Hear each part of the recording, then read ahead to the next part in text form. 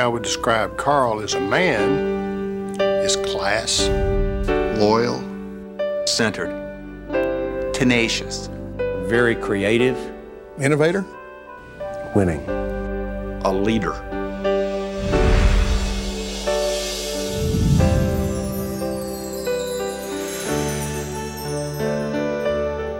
Carl Sewell is the Cadillac of Cadillac dealers. Being a 10-year master dealer is a great thing, and being a 20-year master dealer is fantastic. It's impossible to be a 30-year master dealer. Carl had a huge impact on talking about what he felt needed to be done to get Cadillac back to the standard of the world again, and starting that long road to redemption. All of the basics Carl does well. But to me, the things that about Carl that really impress me are not the numbers, but the kind of person Carl is. He's set the gold standard for integrity, for ethics in the automobile business.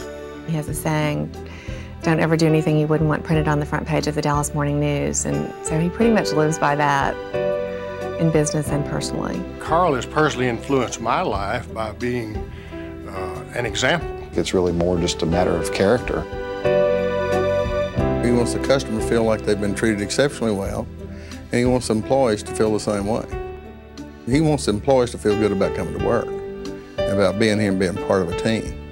They get the feeling that they're working with him, not for him. You know, even as a partner, he's still my boss, but you don't ever get that feeling from him.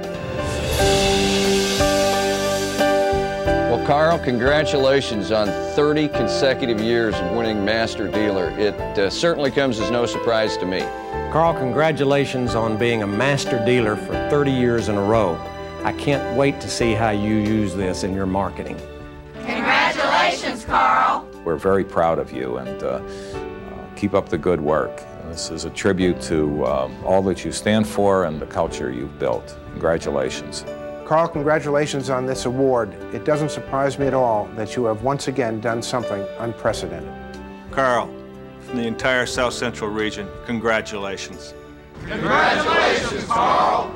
Carl, congratulations. 30 years as master dealer. Carl, congratulations on 30 years of being a master dealer, and thank you for the 26 years that we've had together. I appreciate you very much. Congratulations, Carl. Congratulations, Carl. Jacqueline, Carl, and I are so proud of you. We love you.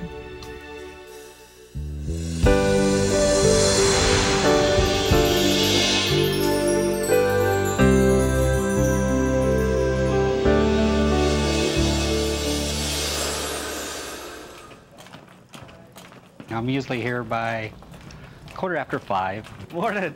By 6 o'clock, I'm ready to go. Morning, EJ. The greatest thing in the morning when I come into work is to see him, because he always, for some reason, has a smile on his face. He always has a smile. You know, hi, here I am, what can I do? And that's what his face says. He doesn't even have to say anything about it. Good morning. When he has to go into patients' rooms to do minor repairs, it's infectious. It gets right to the patient, and they're smiling. I just try to bring a smile on their face, because they are going through a lot. That'll work. It's not just for customers, it's for his coworkers as well. He's just got that naturally positive attitude, and that just is really contagious for the department. Things get tense, and everybody's overworked and frustrated sometimes with the workload, and there's Jesse smiling, and they all know that he's working harder or just as hard as anyone else, so it kind of rubs off on them, makes them feel good too. I just try to instill that if you come to work happy, it makes the day go a lot faster. Yes. I think people enjoy talking to you when you're in that kind of mood. You see him everywhere. I'm up on 6 West. Locking in operative. It's just work, work, work all the time. The only exercise I get that way. 28th of base. I need some water cleaned up. He's constantly on the move. And he does what he does well. That'll work. Janet's intent was to strengthen the health of people in Colorado who live in rural areas. And also her vision was to ensure that there were sufficient nurses to do that. Janet Mordecai is a retired nurse and University of Colorado Denver graduate. Her first nursing job was in rural Colorado at a migrant labor camp. There, she fell in love with the people and saw how her efforts were important. That gave her insight into how our nation's current nursing shortage will affect those rural areas. She says there are plenty of interested students who want to become nurses, but not enough qualified faculty to teach them. Her vision is to create more teachers. The focus of the donations was to be to underfunded areas where people don't traditionally do large donations. There is a lot of funding going on in the larger cities. There isn't much funding going on in rural areas. So her foundation has funded a chair in rural health nursing. This new department helps nurses already living in rural areas stay there and become educators for a new generation of rural nurses. It's a gift of education that will keep on giving. The really creative part of this is the balance between the chair, which will provide the leadership, and it will also provide student support, and it's targeted student support. The foundation recently awarded its first 2 scholarships. In the fall, it will award 2 more. I don't think there's another Janet Mordecai. I think it's her life experiences, I think it's her thoughtfulness, and I think it's been shaped by her business acumen. She's really a Renaissance woman. She's that one you want to have on that desert island.